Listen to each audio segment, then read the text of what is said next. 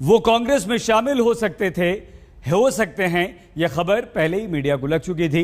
Party दफ्तर में सुबह पोस्टर लगने से इस बात की मुहर भी लग गई। शाम को राहुल गांधी ने कन्हैया कुमार को कांग्रेस में शामिल करवाया और कन्हैया कुमार और जिग्नेश मेवाड़ी ने बीजेपी और संघ परिवार पर जमकर हमला बोला।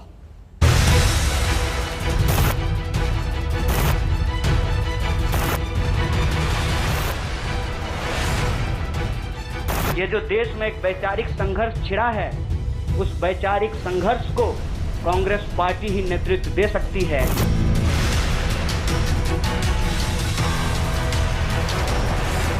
जो पार्टी पूरी तरह से खुद टूट चुकी हो, तो वो टुकड़े टुकड़े गैंग को जोड़ने के जुगाड़ से जो है वो कुछ हासिल करना चाहती है। इससे ज़्यादा तो कुछ है नहीं। इससे ज़्यादा और उसकी जगह हसाई की ज़्यादा कुछ नहीं है।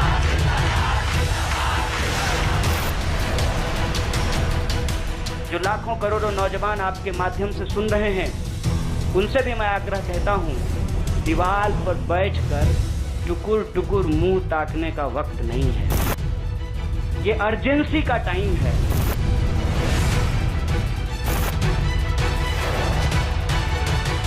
कोई अगर गटर से निकले और नाले में जाके गिरे तो उसके प्रति सहानुभूति हो सकती है। बस जब आप जंग में होते हैं तो आपके पास जो अवेलेबल चीजें होती हैं, आप उससे मुकाबला करने की कोशिश करते हैं। कांग्रेस पार्टी एक बड़ी जहाज है।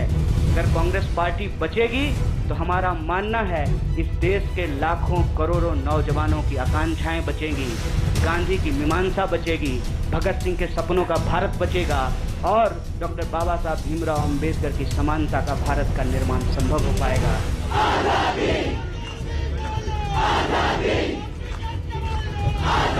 साल 2016 में कन्हैया कुमार पर जेएनयू में देश विरोधी नारेबाजी का आरोप लगा था। ये आरोप आज भी उतना ही गहरा है। फिर भी चौतरफा घमासान में फंसी कांग्रेस ने कन्हैया को न सिर्फ अपनाया बल्कि पहले ही दिन बल्लेबाजी के लिए उतार दिया। देश में कुछ लोग, वो सिर्फ लोग नहीं हैं, वो एक सोच है। वो इस देश की सत्ता पे न सिर्फ काबिज हुए हैं, इस देश की चिंतन परंपरा, संस्कृति, इसका मूल्य, इसका इतिहास, इसका वर्तमान और इसका भविष्य खराब करने की कोशिश कर रहे हैं। वो जो सोच है, उस सोच के बारे में आप अपने आप समझ जाएंगे, क्योंकि कहीं मैंने पढ़ा था कि आप अपने दुश्मन का चुनाव कीजिए, अपने विपक्ष का चुनाव कीजिए, दोस्त अपने आप बन जाएंगे। तो हमने ये चुनाव किया है। हम इस देश की सबसे पुरानी पार्टी, सबसे लोकतांत्रिक पार्टी, और सिर्फ हमको नहीं लगता है, इस देश के लाखों करोड़ों नौजवानों को ये लगने लगा है कि अगर कांग्रेस नहीं बचा तो देश नहीं बचेगा। कन्हैया कुमार कांग्रेस में शामिल हो सकते हैं, इसकी तैयारी पार्टी दफ्तर में लगे इन पोस्टरों ने सुबह ही सबको दे दी थी। बिहार से आए कांग्रेस कार्यकर्ताओं में जोश भी था, लेकिन दोपहर में सिद्धू की गुगली ने कांग्रेस को पस्त कर दिया। लेकिन शाम होते होते कन्हैया कुमार पार्टी के लिए संकट मोचक की भूमिका निभाते दिखे। आज इस देश को भगत सिंह की वीरता की जरूरत है, भगत सिंह के साहस की जरूरत है। आज इस देश को अंबेडकर की समानता की जरूरत है और आज इस देश को गांधी की एकता की जरूरत है। तमाम आरोपों के बावजूद कांग्रेस के लिए कन्हैया कुमार कितने अहम हैं, इसका अंदाजा इसी बात से लगाया जा सकता है कि लेफ्ट में रहे कन्हैया कुमार को पार्टी में शामिल करवाने के लिए खुद राहुल गांधी सामने आए। कन्हैया कुमार न कोई विधायक है और न ही कोई सांसद। बेगूसराय से वो चुनाव हार चुके हैं। बावजूद इसके राहुल गांधी शाम को 5 बजे शहीद आजम भगत सिंह पार्क गए और बाकायदा कन्हैया कुमार का हाथ उठाकर उनका कांग्रेस में स्वागत किया। इस दौरान गुजरात के निर्दलीय विधायक जिग्नेश मेवाड़ी भी थे, जिन्होंने कांग्रेस के साथ आने का ऐलान किया। राहुल से मुलाकात के बाद रणदीप सुरजेवाला और केसी वेणुगोपाल ने कन्हैया और जिग्नेश को बारी बारी से कांग्रेस का अंगवस्त्र पहनाया और कांग्रेस की सदस्यता दिलाई। इसके बाद लेफ्ट से कांग्रेस में आए कन्हैया कुमार ने मास्क उतारा और अपने रंग में सरकार पर हमला बोलने लगे। आज भी हर कोई अपना अपना शोरूम बचाने के चक्कर में है। रे भाई, मॉल में आग लग गया है, दुकान बचाओगे? बस्ती में जब आग लग जाती है ना, बेडरूम की चिंता नहीं करनी चाहिए। आज हम इस मुहाने पे खड़े हैं कि इस देश के भीतर सत्ता से सवाल पूछने का साहस होता है, उस भारतीय चिंतन परंपरा को बचाने की जरूरत है। बीजेपी और संघ परिवार से कन्हैया कुमार का 36 का आंकड़ा है। जेएनयू छात्र संघ नेता से लेकर कांग्रेस नेता के तौर पर पहली प्रेस कॉन्फ्रेंस में आरएसएस और बीजेपी उनके खास निशाने पर थे।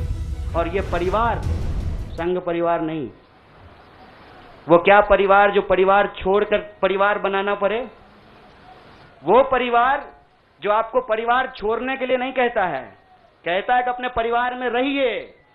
अरे महात्मा गांधी कस्तूरबा गांधी को लेकर के अंग्रेजों से लड़ गए, बताइए इनको अपना घर छोड़ना पड़ा, कोई जरूरी है क्या? कन्हैया कुमार की कांग्रेस में एंट्री के दौरान कांग्रेस के पाटीदार नेता हार्दिक पटेल भी मौजूद थे। माना जा रहा है कि कई राज्यों में बागियों से परेशान कांग्रेस अब युवाओं पर दांव खेलने की तैयारी कर रही है, जिसमें सबसे चमकता नाम कन्हैया कुमार का है। लोकसभा में 545 सीट हैं, 200 लगभग सीट ऐसे हैं जहां भाजपा के सामने कांग्रेस के अलावे कोई विकल्प नहीं है। मैं ये नहीं कह रहा हूं कि मेरी जिम्मेवारी सिर्फ एक पार्टी के लिए है, लेकिन जो पार्टी सबसे बड़ी पार्टी है, सबसे बड़ी विपक्षी पार्टी है, उस पार्टी को अगर नहीं बचाया गया, अगर बड़े जहाज को नहीं बचाया गया, छोटी छोटी कश्तियां भी नहीं बचेंगी। ये लड़ाई नेता का नहीं, नीति का है।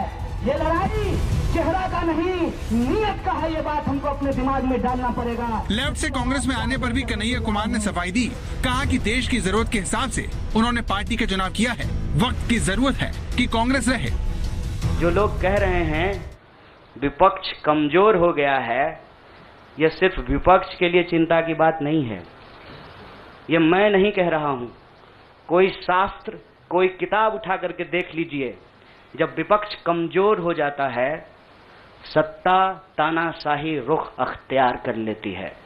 लेकिन जो पार्टी सबसे बड़ी पार्टी है, सबसे बड़ी विपक्षी पार्टी है, उस पार्टी को अगर नहीं बचाया गया, अगर बड़े जहाज को नहीं बचाया गया, छोटी छोटी कश्तियां भी नहीं बचेंगी। कन्हैया कुमार की तरह जिग्नेश मेवाड़ी ने भी कांग्रेस का हाथ थामा। हालांकि वो तकनीकी कारणों से कांग्रेस में शामिल नहीं हो पाए, लेकिन उन्होंने ऐलान किया कि अगले साल वो न सिर्फ कांग्रेस के चुनाव चिन्ह पर चुनाव लड़ेंगे, बल्कि पार्टी के लिए प्रचार भी करेंगे। जो कहानी गुजरात से शुरू हुई, उस कहानी ने पिछले 6-7 साल में इस मुल्क में क्या उत्पात मचाया है, वो अब आपके हमारे सबके सामने है। एज अ नेशन, एक राष्ट्र के तौर पर हम एक अनप्रेसिडेंटेड, अभूतपूर्व क्राइसिस से गुजर रहे हैं। आज भाई भाई एक दूसरे का दुश्मन बन जाए, उतना जहर, नफरत एक सोची समझी साजिश के तहत दिल्ली और नागपुर साथ में मिलकर फैला रहा है। कहते हैं डूबते को तिनके का सहारा। कांग्रेस को लगता है कि वो इन दो युवा चेहरों की बदौलत बिहार और गुजरात में अपनी स्थिति को मजबूत करेगी, लेकिन उसका ये दांव कितना सफल होगा, इसका जवाब जानने के लिए इंतजार करना होगा। दिल्ली से मौसवी सिंह के साथ आज तक ब्यूरो।